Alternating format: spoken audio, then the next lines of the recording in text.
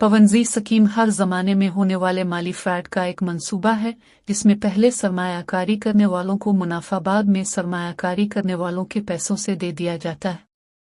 पहले सरमायाकारी करने वाले तो मुनाफा वसूल करने में कामयाब हो जाते हैं, लेकिन बाद में सरमायाकारी करने वालों का सरमाया डूब जाता है। लफ्ज़ पवंजी एक इतालवी शहरी के नाम का हिस्सा है जिसका पूरा नाम चार्ल्स कार्लो पवंजी था। ये अपने वक्त का मशहूर कारोबारी ठग और तिजारती जालसाज था। 1920 में चार्ल्स पवंजी ने इस फ्रॉड की इब्तिदा की जिसकी वजह से वो पूरी दुनिया में मशहूर हुआ और तब से लेकर आज तक दुनिया की हर फ्रॉड और बोगस कंपनी इसके आइडियाज़ावर तौर तरीके को ज़रूर अपनाती है। जनवरी 1920 में उसने बैरूनी ममालिक से डिस्काउंटेड पोस्टल रिप्लाई कूपन खरीद कर अमेरिका में ऊंची कीमत में फरोख्त करने का कारोबार शुरू करने का दावा किया। इसने कारोबार के लिए अवाम से 45 दिनों में 50 और 90 दिनों में 100 मुनाफा देने का वादा करके सरमाया हासिल करना शुरू किया। सरमाया हासिल करने के लिए इसने सिक्योरिटीज एक्सचेंज कंपनी बनाई, शहर शहर अपने एजेंट और ब्रोकर तैयार किए जो सरमायाकारों को फांसते। चंद महीनों में पवंजी की कंपनी का सरमाया $20 मिलियन तक पहुंच गया। फिर ऐसा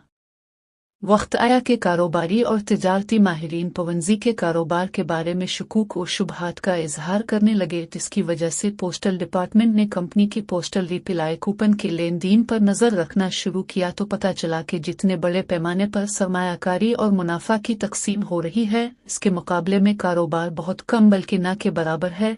ये मामला धीरे धीरे अवाम के इल्म में आने लगा तो नया सरमाया कम होते होते बंद हो गया और अवाम ने अपना सरमाया निकालना शुरू कर दिया, जिसकी वजह से मुनाफा की तकसीम में ताखीर होते होते मुनाफा ही बंद हो गया और बिलाखिर कंपनी बंद हो गई। चार्ल्स पवंजी की गिरफ्तारी और तहकीकात के बाद पता चला कि अवाम से सरमाया हासिल करने के लिए दिखावे का बहुत मामूली सा पोस्टल रिप्लाई कूपन का कारोबार था। इसके कारोबार की हकीकत ये थी कि वो नए लोगों से पैसा लेकर पुराने सरमायाकारों को मुनाफा देता था और जो सरमाया बचता था इससे वो ऐश और इशरत की जिंदगी गुजारता था। वो मुनाफा के नाम पर पैसा देता था। गो के फ्रॉड की यह स्कीम पहले भी छोटे पैमाने पर इस्तेमाल की जाती रही थी, लेकिन 20वीं सदी के अवाइल में चार्ल्स ने इसे औज कमाल पर पहुंचाया और यूं इस स्कीम को पवंजी के नाम से मौसूम किया गया। इसने 1920 में अपने इस फ्रॉड की इब्तिदा की जिसकी वजह से वो पूरी दुनिया में मशहूर हुआ और तब से लेकर आज तक दुनिया की हर फ्रॉड और बोगस कंपनी इसके आइडियाज़ावर तौर तरीके को ज़रूर अपनाती है। तरीका वारदात अपने इब्तिदा से लेकर अब तक इस किस्म की स्कीमों का जाल बहुत ज़्यादा फैलता जा रहा है और हर ज़माने में इसके लालची अवाम अंधाधुंध शिकार हो जाते हैं। उनके दावे के दो हिस्से होते हैं कि मेंबर पैसा देता कि वो बिजनेस करें और मुनाफा कमाएं, दूसरा हिस्सा मेंबर आगे मजीद मेंबर लाकर छोटे छोटे अमाउंट अनोसट कराएं, इसमें से इनको भी कमीशन मिलेगा। यह मल्टी लेवल मार्केट भी कहलाती है।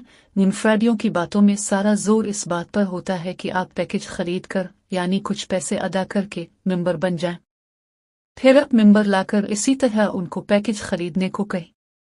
इन मेंबर के पैसों से आपको चंद फीसद मुनाफा मिलेगा और वो मेंबर जो मेंबर लाएंगे उनके भी फीसद कमीशन आपको और लाने वालों को मिलेगा। लेकिन ये लोग ये नहीं बताते कि ये लोग अरकान के पैसों से पैसा किस तरह पैदा करते हैं, क्या उनका बिजनेस होता है।